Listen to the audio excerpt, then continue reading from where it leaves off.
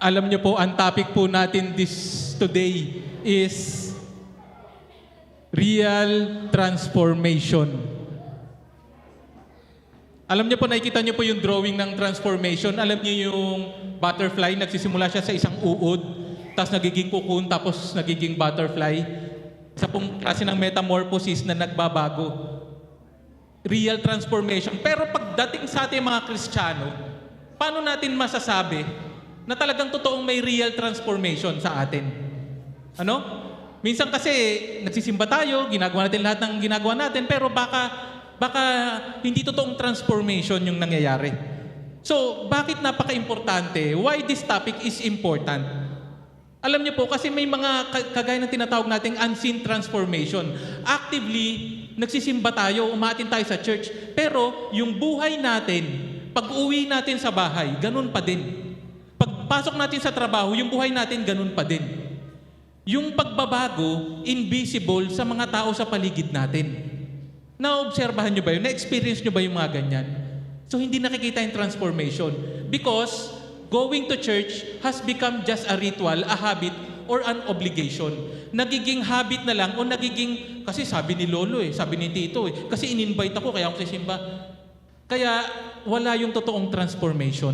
Baka may ganyan tayong mga experiences. So, what is the solution? Do not try to show off your testimony. Huwag mong dayain na parang gusto mong ipakitang nagbago ka na. Kasi pagka ginawa mo yun, makakaramdam ka ng dryness, ma-burn out ka. Kasi pinipilit mong ipakita na nagbago ka . Kailangan mag-focus ka doon sa nagbibigay ng tunay na pagbabago. Walang iba kung hindi si Kristo. Amen, hallelujah. Or else, mababurn out ka. Kasi ang gusto mo, ikaw yung kailangan magbago ako, kailangan makita nila nagsisimba ako. No, pagka ganun, ikaw lang yung nagbago, hindi ikaw yung binago ng Diyos. Okay. Sabi sa John verse 7:37 to chapter 7 verse 37 to 38, kagaya ng mga Jews na ang ginagawa nila, ritual na lang yung pagsamba. Sa kahuli-hulihan at pinakatanging araw ng pista, tumayo si Jesus at nagsalita ng malakas, "Kayong mga nauuhaw ay lumapit sa akin at uminom. Ang sumasampalataya sa akin, ayon sa sinasabi ng kasulatan, mula sa kanyang puso ay dadaloy ang tubig na nagbibigay buhay." Ang pananampalataya natin sa Diyos, ire-replenish niya. Kung minsan may dryness, kay Jesus lang tayo titingin, siya ang magbibigay ng buhay sa atin. Hindi yung ginagawa lang natin. Si Lord, kay Lord lahat. Amen. Pangalawa po, kung bakit ito, napaka-importante yung ibig sabihin ng real transformation. Kala natin tama yung transformation, pero ang nangyayari, wrong yung transformation. Anong ibig sabihin nito? Marami kang alam sa salita ng Diyos, pero yung buhay mo hindi hindi nagre-reflect sa personality mo. So, yung mga tao ngayon, iniiwasan ka. Kasi tuwing makikita ka, tuwing makakasalubong ka, ang bukang bibig mo na lang is mga about sa salita ng Diyos. Although, hindi ko sinasabing mali yun Pero kasi, nagiging parang, ayan na naman ayokong makasalubong yan, share na naman ako niyan.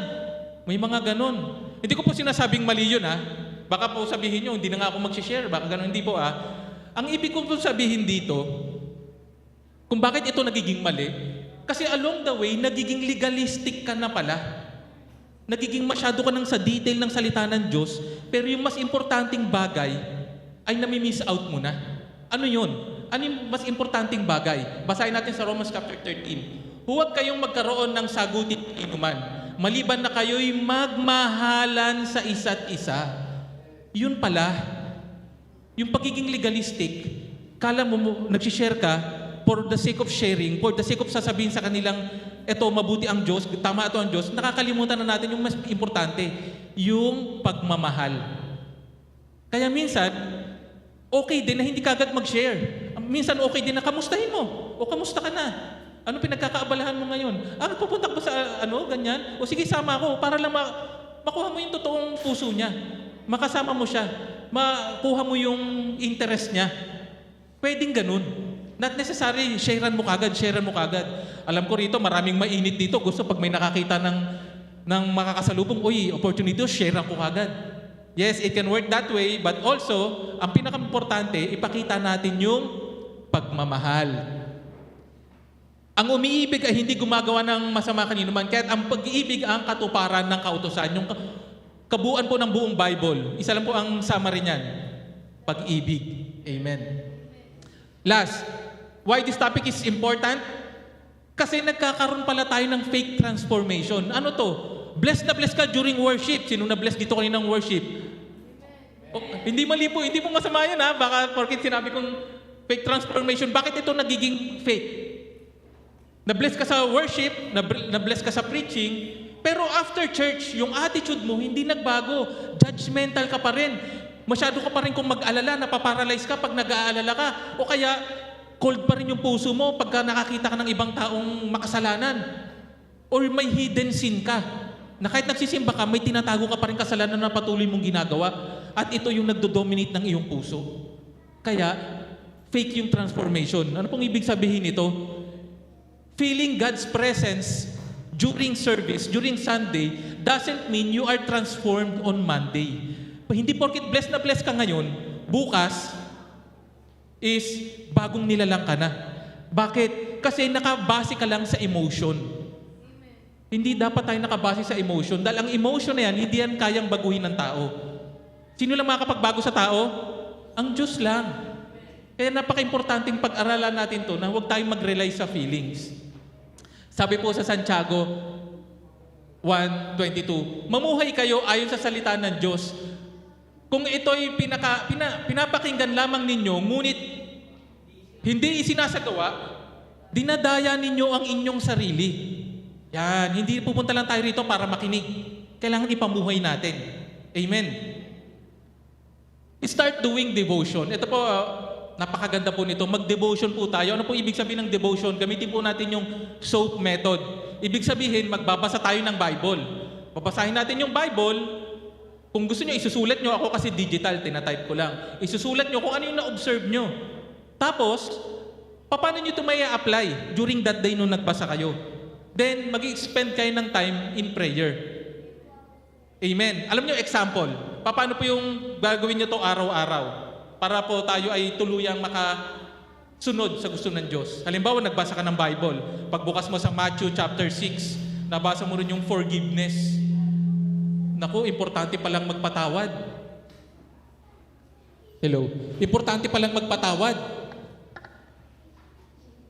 So, yung nabasa mo yon na ang Diyos nagpatawad. At nire-require niya, pag lalapit tayo sa Kanya, magpatawad tayo. Doon nung nabasa mo yun, sinulat mo yun na ang gusto pala ng Diyos, magpatawad ako.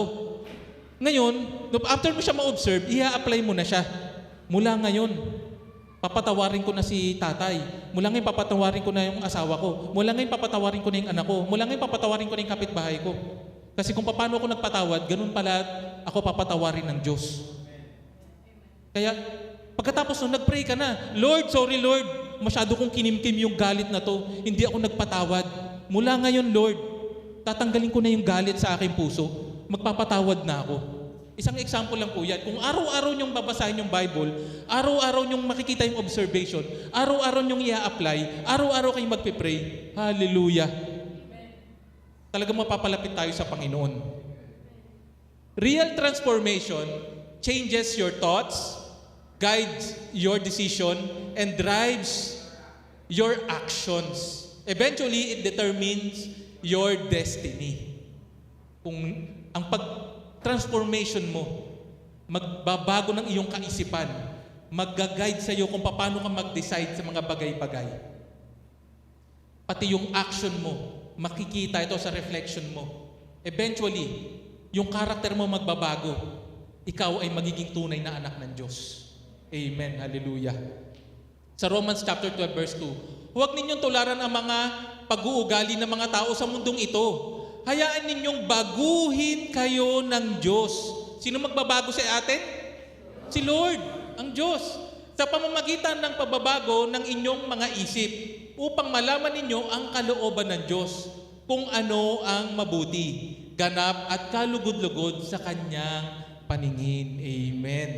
Kaya po, ang topic natin for today is real transformation.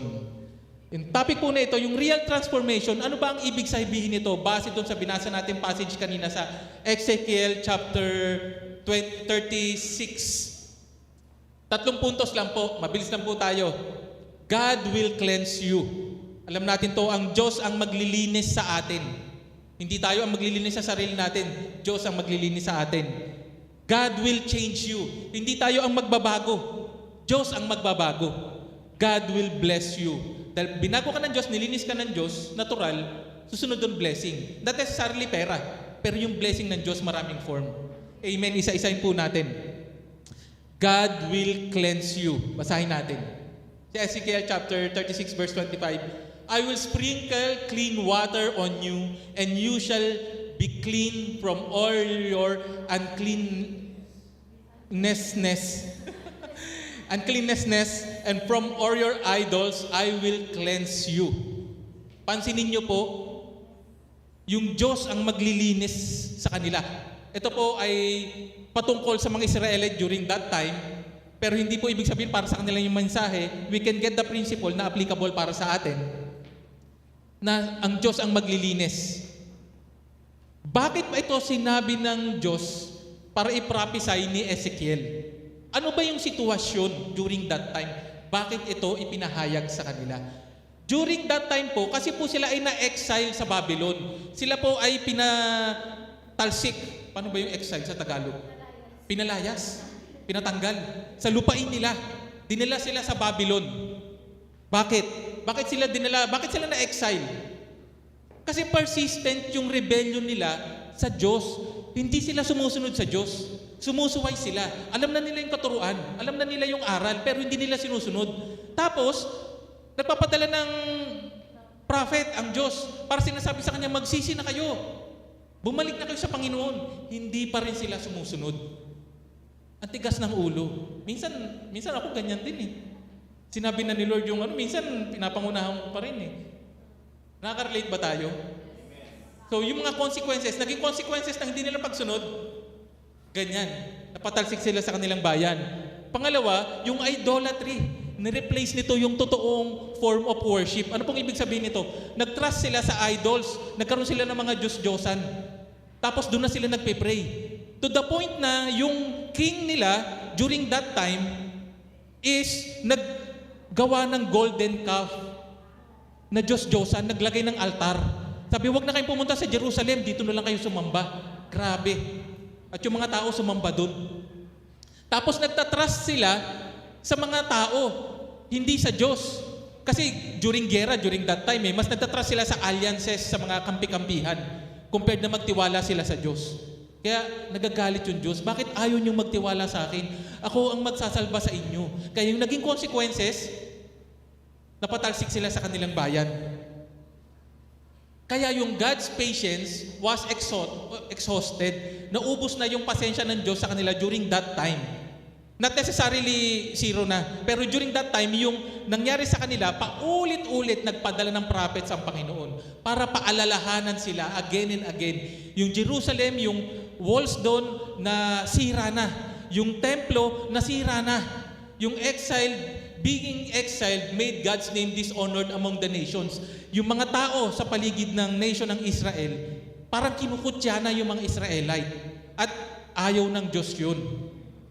Alam niyo po, ang paniniwala kasi nitong mga Israelite, ang identity nila, nakikita nila dahil meron silang Jerusalem, bayan ng Diyos, na meron silang templo. Doon lang nila kinaklasify yung sarili nila na ay identity nila bilang Israelites. Hindi nila naiintindihan yung identity nila ay sa Diyos. Hindi doon sa lugar, hindi doon sa templo. Ang identity nila sa Diyos. Kaya hinayaan ng Diyos masira yan. Hinayaan ng Diyos maging exile sila. Kasi sa katigasan ng kanilang ulo. Kaya ganun po yung nangyari. Kaya sila naging exile. Nung nawala yung bakod, nung nasira yung templo, nawala yung identity nila. Minsan, alam nyo, baka meron din tayong ganyan. Baka yung identity natin na nagiging maka-Diyos, tas nawala yun sa atin, kala natin, wala na tayo sa Panginoon. Dahil yung mga bagay na nag-define sa atin, like example, trabaho. Pag bigla ka natanggal sa trabaho, Sa trabaho mo, manager ka, mataas ang position mo, kaya boss ka. Nung nawalan ka ng trabaho, feeling mo walang kwentang tao ka na. Baka minsan naisip natin may mga ganun tayo, lalo na pag sa Diyos. Nasusundan natin. Pero, kahit nasa kabila ng kanilang kasalanan, yung Diyos ay nagpadala pa rin ng prophet to remind them, para bigyan sila ng hope. Alam niyo po, di ba na-exile sila sa Babylon? Nagpadala pa rin siya, pinadala niya si Daniel para dun sa government ng Babylon, may magpapahayag pa rin ng salita ng Diyos. Tapos sa Jerusalem, hindi naman lahat pina-exile eh. Sa Jerusalem, nandun nagpadala pa rin ng Diyos si Jeremiah para magpaalala ulit sa mga tao, bigyan sila ng hope. Tapos yung sa mga exile na wala naman dun sa royal courts, pero nandun din sa Babylon, pinadala si Ezekiel para magbigay pa rin ng hope. Alam niyo po yung pangalan ni Ezekiel, ang translation po niyan is God gives strength, kung di ako nagkakamali. Basta lakas, pag-asa, ang patuloy pa na binibigay ng Diyos. Nakaka-relate ba tayo? Minsan down na tayo. Bagsak na tayo. Pero hindi hahayaan ng Diyos yun. Magpapadala siya. Magpapadala siya ng tao kakausap sa'yo. Magpapadala siya ng sitwasyon para makabalik ka sa Kanya. Laging may pag-asa. Dahil ganun ang Diyos natin pinapaglingkuran. Ang sabi niya rito, siya ang kikilos. I will cleanse you. God is still showing them grace. Sa kabila ng sama ng mga pinagagawa nila, naging mabuti pa rin ng Diyos. Ganun din sa panahon natin. Kaya, wala makakapagsabi na wala ng pag-asa ang taong yan. Laging may pag-asa. Susundan natin. Same grace to us today. For we hold that one is justified by faith apart from works of the law. Kung gayon, maliwanag na sa pamamagitan ng pananampalataya, itinuturing na matuwid ang tao at hindi sa pamamagitan ng pagtupad sa kautusan. Ano pong ibig sabihin nito? Wala ka pang ginagawa. Ililigtas ka na ng Panginoon kung mananampalataya ka sa Kanya. Yung pong ibig sabihin ng justified, ituturing Kanyang malinis. Kasi kung sasabihin mong magiging malinis ka, susundin mo lahat ng law, wala pong nakaabot. Wala pong nakatupad ng lahat ng law. Kasi kung magiging by the law tayo, bakit pa dumating si Kristo? Kung kaya mo naman pala iligtas ang sarili mo, nasusundan natin? It's because of Jesus' finished work on the cross. Amen. Kaya God will cleanse you. Kagaya nung kay Ezekiel na I will cleanse you. At pag nilinis, isipin nyo sobrang sama nila, pero ang pangako ng Diyos, lilinisin ko kayo. Grabe, no? Si Lord pa rin kikilos, hindi ikaw.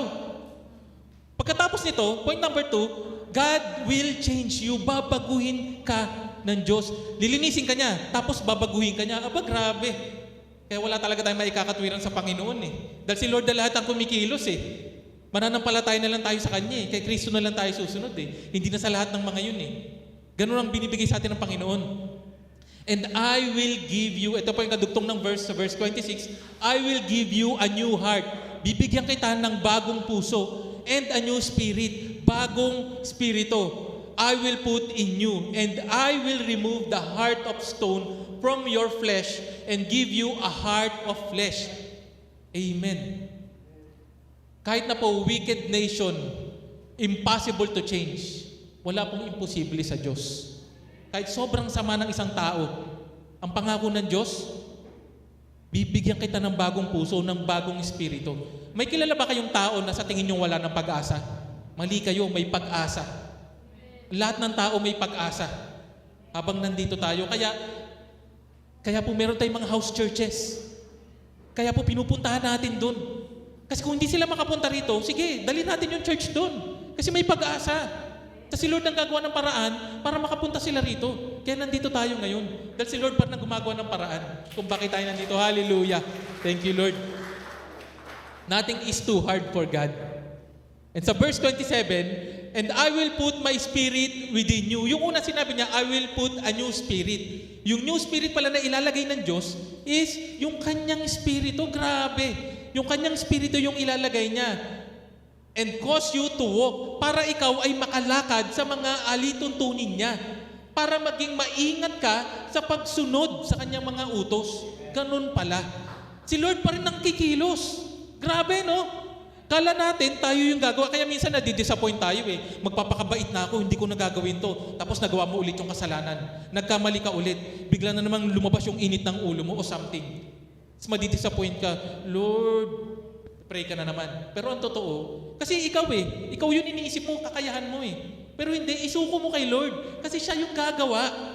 Sa kanya ka manampalataya, hindi sa kakayahan mo. Dahil base sa kakayahan natin, sabi ni Christ, apart from me, you can do nothing. Kay Lord lang.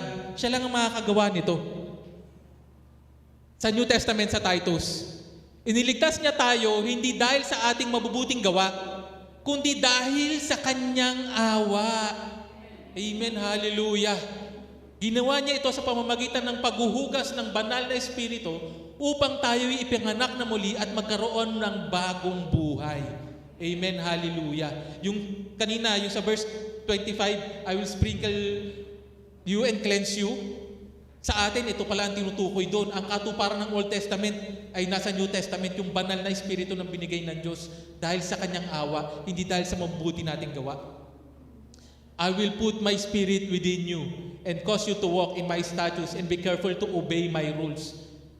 God will change you. Amen. At pangatlo, ang real transformation, ang ibig sabihin nito, God will bless you. Una, lilinisin ka niya. Sunod, babaguhin ka niya. At pagkatapos nito, i-bless ka niya. Amen. Hallelujah. Hindi po to prosperity preaching, ha? Pero i-bless ka ng Lord. Paano? Basahin natin. You shall dwell in the land that I gave to your fathers, and you shall be my people, and I will be your God. Ang blessing ng Diyos, dadalin ka niya sa kanyang bayan. At siya at ikaw ay magiging bayan ng Diyos. At siya ay magiging Diyos mo. Yun palang blessing na. Hallelujah. In our time, sa kanila during their time, ibabalik sila sa Israel. Di ba mga exile sila? Ibabalik sila sa Israel. Tayo, paano yun sa atin? Tayo'y napahiwalay sa Diyos. Tayo'y binalik niya sa Kanya. Kaya nga tayo nandito ngayon eh. Dahil si Lord parang kumikilos sa atin. Amen. At tayo na ngayon ang bayan ng Panginoon. At siya ang ating Diyos. Amen. Yung palang blessing na. Alam niyo po, pag tinuloy-tuloy niyo yung mga verses, pagkatapos niyan, yung promise ng Diyos, yung restoration, and yung blessing na ibabalik ko kayo sa bayan ko. Tapos ibe-bless ko kayo, yung mga pananim nyo, pagpapalain ko. Pati, hindi lang restoration physically, pati yung mga pananim nila, ibe-bless sila. Alam niyo po, pag binasa natin ng tuloy-tuloy, yung verse 25 to 28, kung mapapansin nyo, I will. Tapos, ilan lang yung shall. 3 yung you shall. Yung tayo yung mag-focus gumawa. Pero lahat ng yun, ang nag-cause ng gawa, I will si Lord. 7 na I will. May 7, may significance ang 7. Pero, pansinin nyo, simpleng maiksing passage lang, pero puro si Lord yung gagawa. I will sprinkle clean water. I will cleanse you. I will give you a new heart. I will put a new spirit within you. I will remove your heart of stone. I will put my spirit within you. I will be your God. Grabe. Hallelujah. Sige po, palakpakan natin ang Panginoon. Hallelujah. Grabe. Si Lord na lahat ang kumilos. Wala na tayong may dadahilan. Ang ginawa po ng Lord, ni-restore niya, binless niya, nakabalik na sila. Pag sinundan natin yung kwento, nakabalik na sila. Yung mga, kahit masasama sila, yung pangako ng Diyos, tinupad ng Diyos, makabalik sila sa kanilang bayan. Dahil doon, na-rebuild yung temple. Yun yung unang pagbalik nila. By batch yan eh. Pangalawang batch, naka-return sila, naka-build sila ng temple. Pangatlong batch, yung naka-rebuild nila yung wall, yun yung naging preaching nung last Sunday ni Brother Joey, na-rebuild nila yung wall. Tapos, na-restored na sila as a nation kasi pag na-build na yung wall, na-build na yung temple, nabuo na ulit yung identity nila na sila ay bayan ng Diyos. Amen, hallelujah. So, tinupad ng Diyos ang kanyang pangako. So, bakit parang may something missing pa rin sa kwento? Ano yun? Bakit may something missing pa? Alam niyo kung bakit? Kasi kahit na nakaibalik na sila, meron pa rin silang pagkukulang. May neglect pa rin sila sa temple and sa worship. Meron pa rin social injustice. Hindi pa rin puro ang kanilang pagsunod. Matigas pa rin yung kanilang puso. May mga naghihiwalay pa rin. Meron pa rin yung religion nila, naging religion na lang, wala yung relationship sa Panginoon. Naging, ritual pa rin sa kabila ng ginawa ng Diyos. Yung faith nila, compromised pa din. Alam nyo, nakaka-relate ba tayo? Sa kabila ng ginawa na ng lahat ng Diyos, minsan lagi pa rin tayo may pagkukulang. Hindi pa rin natin 100% nasusunod. Nasusundan natin. It means external restoration is not enough. Yung transformation na panglabas, hindi pa rin sapat. Until, finally, pinadala ng Diyos ang kanyang anak. Grabe, hallelujah! For God so loved the world that He gave His only Son, that whoever believes in Him should not perish but have eternal life. Sa katigasan ng ulo nila, wala pa rin nangyayari. Ang sabi ng Diyos, sige, lahat ng ginawa ko na, wala pa rin. Kapadala ko na yung anak ko. Ewan ko na lang. Dito na lang kayo sumampalataya. Wala na lahat ng rules na yan. Kalimutan nyo na lahat yan. Eto na. Dito na lang. Sumampalataya na lang kayo sa aking anak. Magkakaroon na kayo ng buhay na walang hanggan. Grabe ang grasya ng Panginoon. Hallelujah. Ang Old Testament, ang New Testament, pointing everything to Jesus. Lahat ng covenant, lahat ng pangako, lahat ng utos, papunta kay Kristo. Pagdating sa New Testament, yung New Testament din, lahat pinopoint din kay Jesus na siya ang naging katuparan ng lahat ng bagay ng ito. Hallelujah. Nawala na yung law. Yung law, written na sa puso ng mananampalataya. Pag ikaw ay nasa Panginoon, si Kristo na ang kaganapan ng lahat ng ito. Kaya lahat ng yan, ang lahat ng titingnan natin, kay Kristo na. Kaya napaka-importante, yung ibibigay niyang puso, ibibigay niyang espiritu, naging katuparan nun sa John 3:5.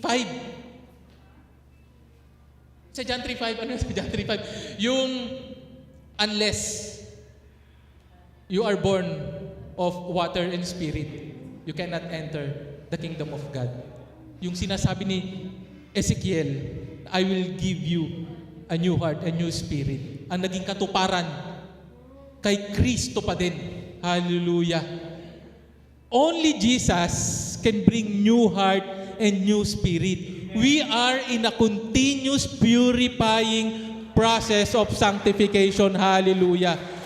Usually, iniisip kasi natin instant eh. Pag binago tayo, instant.